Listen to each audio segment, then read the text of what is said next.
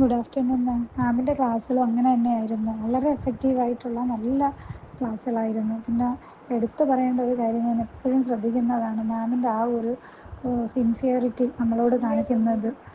Online ക്ലാസ്സാണ്, അപ്പോൾ നമ്മൾ നേരിട്ട് കാണുന്നില്ല. പക്ഷേ മാം ആ ഓരോ ക്ലാസ് എടുക്കുന്നതിന് മുമ്പും കൃത്യമായി ഇങ്ങനെ നമുക്ക് വോയിസ് ഇടുന്നതും, അതുപോലെ തന്നെ ആ ക്ലാസ് കാണേണ്ട ആ ടൈമിങ്ങും കാര്യങ്ങളൊക്കെ പറയുന്നതും, പിന്നെ അടുത്ത ക്ലാസ് ആകുമ്പോഴത്തേക്കും മാം കൃത്യമായി ഞങ്ങൾക്ക് ഡയറക്ഷൻ തരും. ഒരു ഓൺലൈൻ ക്ലാസ്സിലുള്ള ഇതാണെന്നുണ്ടെങ്കിലും നമ്മൾ അത്രയും അടുത്തറിയുന്ന ഒരു ടീച്ചർ, നമ്മൾ ആത്മാർത്ഥമായി നമ്മൾ ജയിക്കണം എന്ന് ആഗ്രഹിച്ചൊരു ടീച്ചർ പറഞ്ഞു തരുന്ന അത്രയും സിൻസിയറിറ്റിയോട് കൂടെയാണ് മാം പറഞ്ഞു തരുന്നത്. അപ്പോൾ മാം നമുക്ക് ഓരോ പ്രാവശ്യവും ഇങ്ങനെ ഓരോ സമയം പറയും, ഇനി ഇത്ര ദിവസമേ ഉള്ളൂ, ഇത്ര മാസം, അതിനനുസരിച്ച് പഠിക്കണം.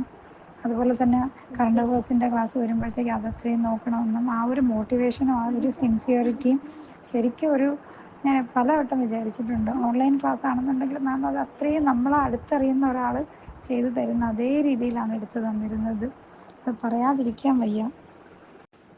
അതുപോലെ തന്നെ മാം പറയാറുണ്ടായിരുന്നില്ലേ, ക്ലാസ്സിൻ്റെ സമയത്തൊക്കെ ഇനി ഇത്ര ദിവസമേ ഉള്ളൂ, അപ്പോൾ നമ്മൾ ഇത്ര പോർഷൻസ് ആ രീതിയിൽ കവർ ചെയ്യണമെന്നും നമുക്ക് വേണ്ട ആ ഒരു നിർദ്ദേശങ്ങളൊക്കെ പറഞ്ഞു തരുന്നത്.